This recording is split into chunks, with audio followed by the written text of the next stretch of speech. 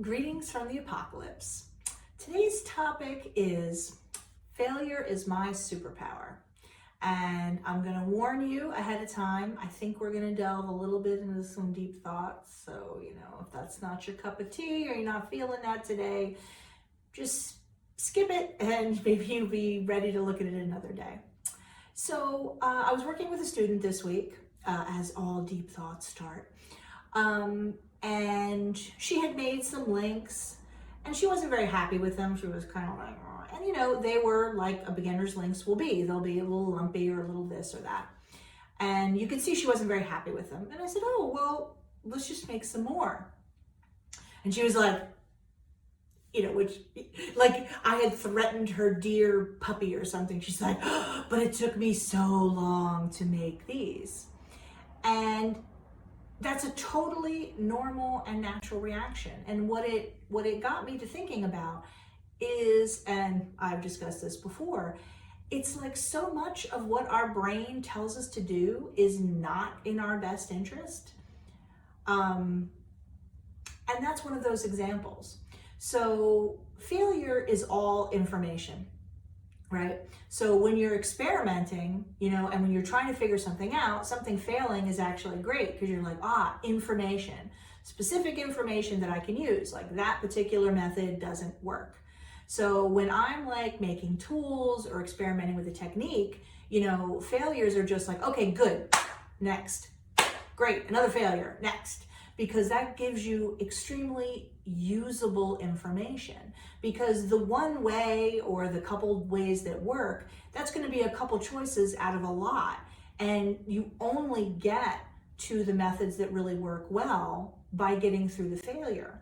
But because we've all been sort of emotionally conditioned to fear failure, maybe that was some kind of Freudian slip, I fear saying failure.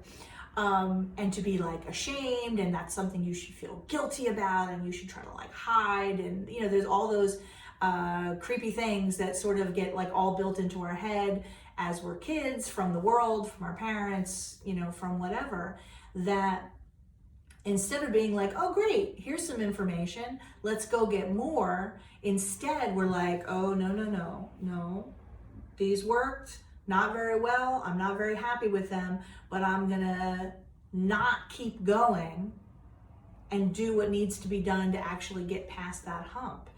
And it really just got me thinking about how so much of our conditioning conditions us to do the opposite of what is gonna make us succeed. I've jokingly said to people before, failure is my superpower, because when I was learning, I would just destroy things and be like, that sucks. You know what I mean? And go on to the next, because I just felt like the faster I failed, you know what I mean? And the more times I failed, the faster I would get to being good at things. And that is how it works.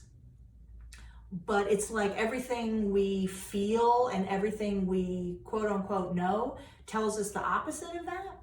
So I just thought I'd talk to you all about it a little bit, how fear of failure actually keeps you from actually accomplishing anything. And I'm always trying to encourage my students to go on and fuck it up but good, and then let's try it again, and let's try it again, and let's try it again.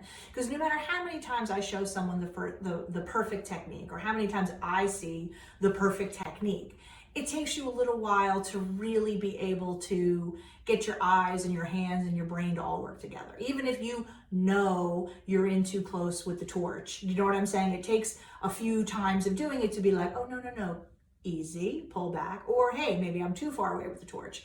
Whatever the case is, it takes a while for everything to work together, for our brain to know what we should do, and our eyes and our hands and whatever to all work as a team and actually get you to that place where you're doing it the way that actually works well. So I just thought I'd take a little time and say to everybody, pause and really think about what your brain is telling you,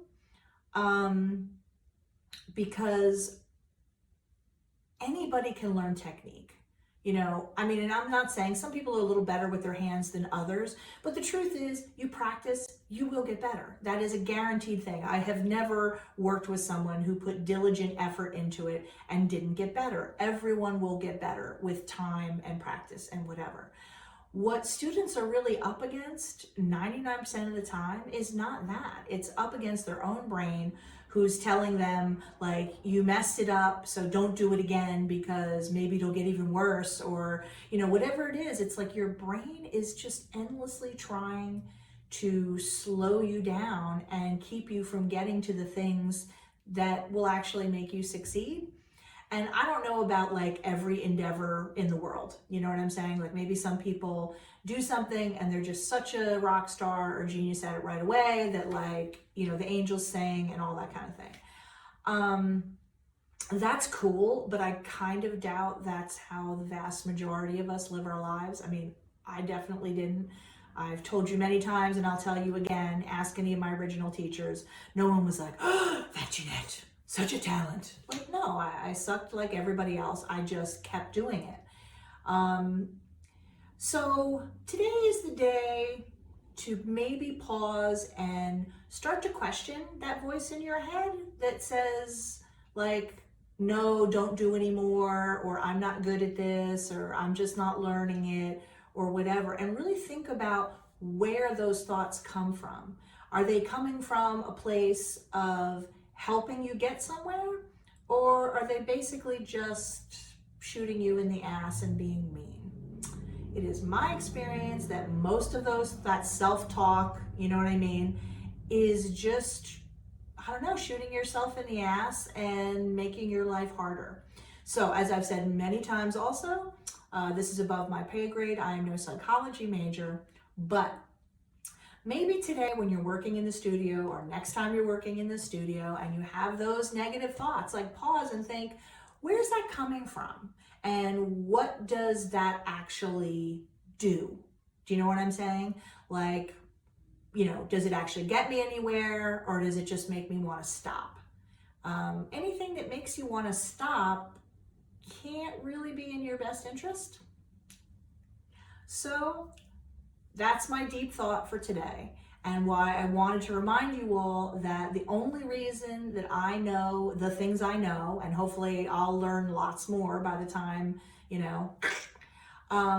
is because I'm willing to fail and do it over and over and over again to get the information out of that failure so that I can succeed. That's the only way that I've ever seen anybody get any good at jewelry making. And although I'm sure this is not true just of jewelry making, because I would assume if you're learning to play the piano or, write code or whatever it is, you just gotta like keep at it. So I just want you to all pay attention in the studio and maybe question what all of those thoughts are really telling you and what they're really helping you achieve, which mostly I find to be nothing. Okay? So, deep thoughts for the day. I hope you have fun in the studio. And maybe just when you start having those self-doubting thoughts or those, maybe tell it to go fuck itself. Who fucking asked you? Piss off. If the person at the bench next to you said those things to you, you'd be like, why don't you go fuck yourself, you asshole? So maybe we should all start talking back a little bit to, our own brain. That's it for today.